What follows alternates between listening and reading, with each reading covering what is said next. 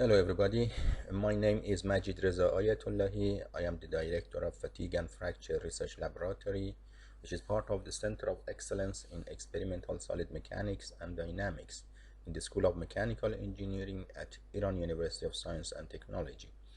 The title of my talk is Theory of Critical Distance combined with Generalized Strain Energy Density Criterion for Mixed Mode Fracture Assessment of PMMA dental materials. And I would like to acknowledge the contribution by my postgraduate students Bahrami, and let me start my talk with a short introduction about tooth, which is a simple yet impressive organ. It is prone to different type of cavities, and these cavities can be in different ways. There are treatment methods for decayed tooth.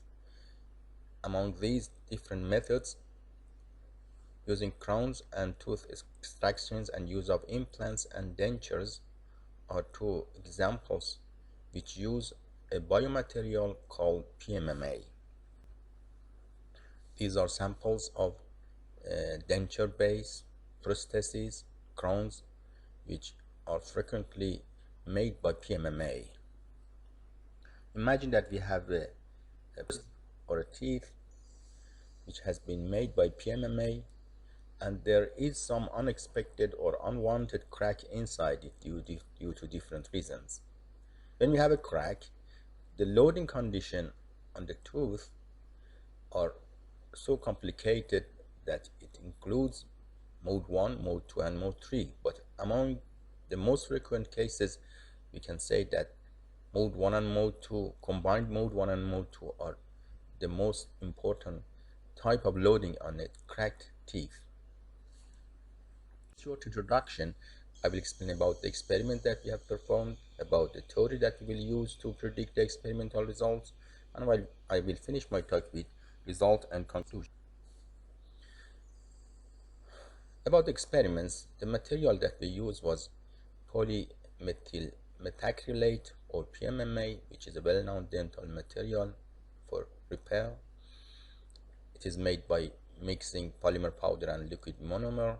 We use vacuum mixing to mix them, and then we put the mixture into some molds, two different types of molds, one rectangular shape for single edge notch bend specimen for fracture test, and one duck bone specimen for tensile test. And here you can see the ingredients of polymer powder and liquid. First, we started to perform some tensile tests. According to ASTM D63814, we performed the tensile test on the duck bone specimens, and at the same time we performed some digital image correlation analysis to detect and to record the deformation or displacement of the black dots, and from that we could find the tensile strength, Young's modulus, and Poisson's ratio, which are required to the theoretical model that we later use for predicting the fracture in the specimen. For fracture test, we use a 3-point bend specimen, but with a small difference, angled crack 3-point bend specimen. The specimen contains an edge crack with an angle of alpha. By changing the crack angle, we can produce different combination of mode 1 and mode 2. We perform some finite element analysis to find the mode mixity for different crack angles. It is obvious that when alpha is equal to 0, we have pure mode 1. By increasing the crack angle, we have some contribution from shear loads. From finite element analysis, we found that at an angle of 61 degrees, K1 is 0 and K2 is a non-zero value, so it means it is a pure mode 2 specimen. We performed the finite element simulations on different angles of 0, 25, 51, and 61, and for each angle we determined the values of K1, K2, and T stress, which is the first non-singular term in the Williams series expansion. And using these equations that I have shown here in the middle of the slide, we calculated the non-dimensionalized form of stress intensity factors and T stress, which are called Y1, Y2, and T star. Then we performed the experiments using 3-point bending fixture. This is a sample specimen with an angle crack. Different crack angles were produced, 0, 25, 50, and 61. And for each crack angle, we performed 4 different tests. From each experiment, we recorded the load. These are the pictures of the fractured specimen for different loading conditions from pure mode 1 to pure mode 2. And the table shows the values of fracture loads recorded during the experiments. This is the curves related to load displacement obtained from the experiment, and it is seen that for all mode mixities from pure mode 1 to pure mode 2, there is always a linear relation between the load and displacement. This allows us to use the LEFM to analyze the fracture result that we will try to predict. For the theoretical part, we use the strain energy density criterion. This is a well-known criterion proposed by C in 1974. It suggests that fracture starts at an angle theta naught, where the strain energy density has its minimum value, and the fracture occurs when at this angle the strain energy density reaches its critical value SC. So this is the formulation of the strain energy density function in terms of elastic stresses. In the classical strain energy density criterion, only the singular term, which are dependent on K1 and K2, were considered. What we used in our research was to generalize the classical criterion and call that generalized strain energy density criterion, or GSED, according to which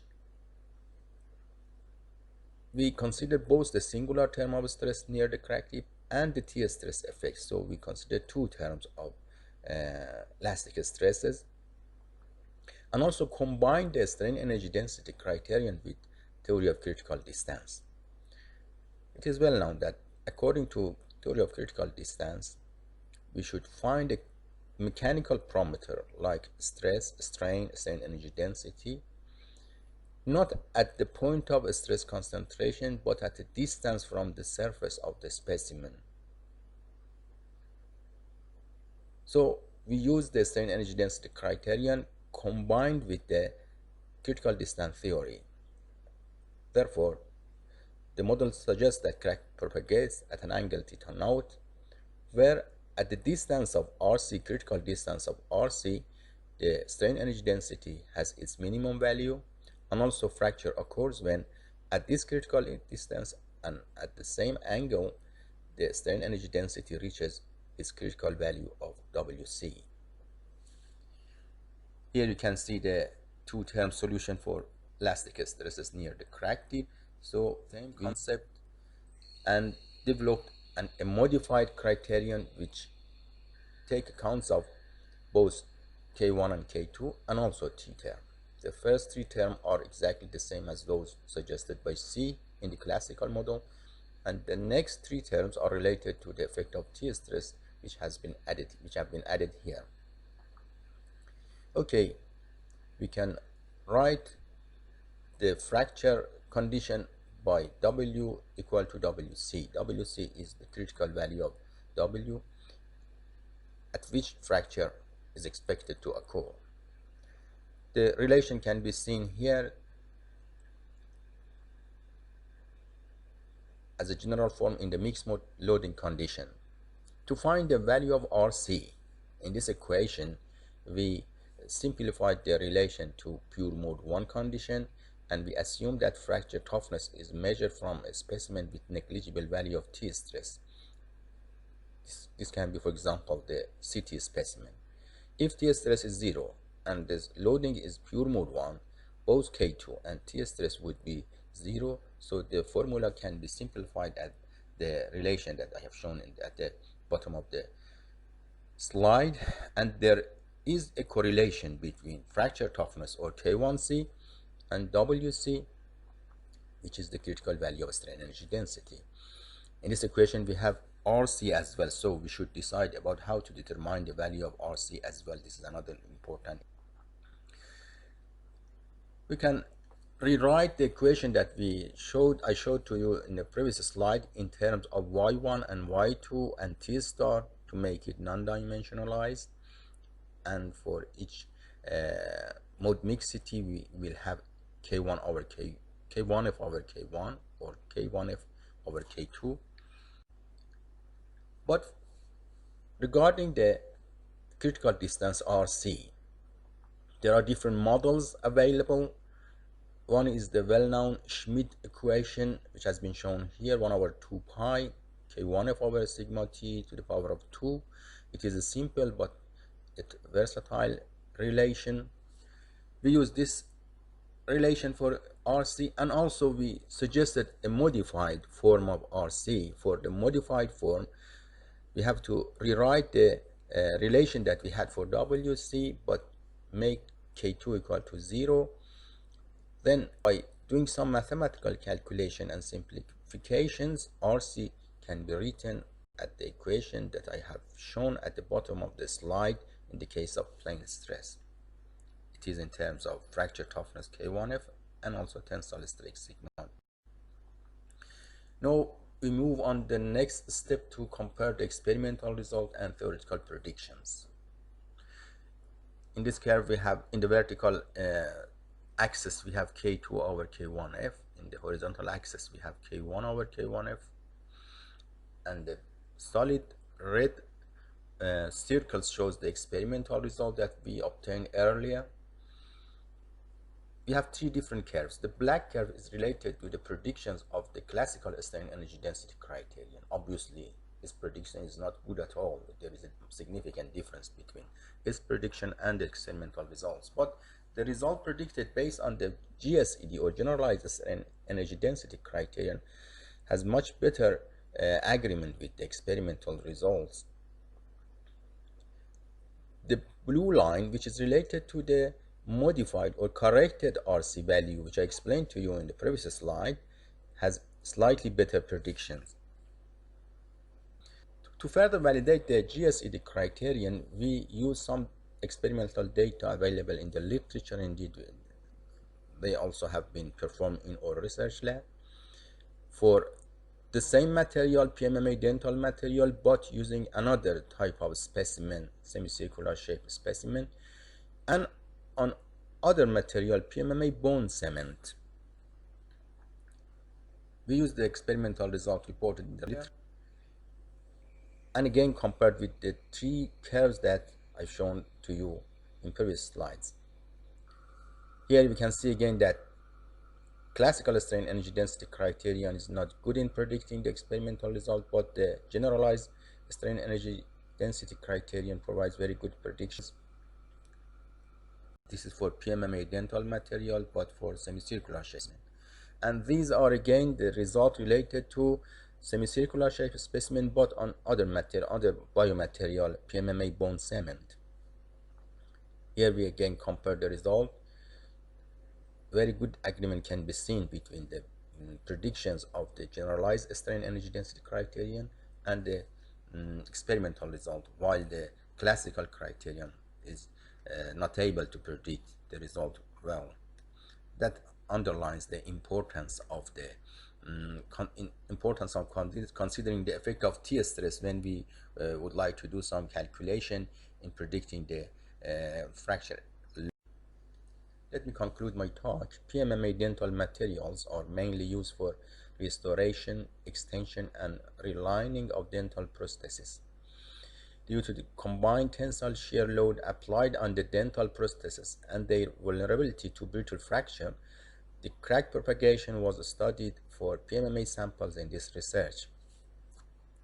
Fracture experiments were conducted on the SENB specimen in order to investigate the mixed mode fracture behavior of PMMA dental material. Theory of critical distance combined with the strain energy density criterion were used to estimate the experimental result.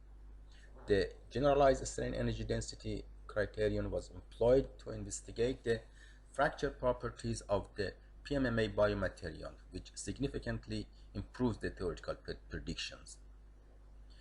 It was also found that enhanced correlation with experimental result could be achieved when a modified or corrected type of critical distance was employed, being able to predict the onset of fracture in biomedical materials, one could fabricate better and more enduring prostheses and implants in case a crack is generated in the prosthesis during its service life. Thank you for your attention.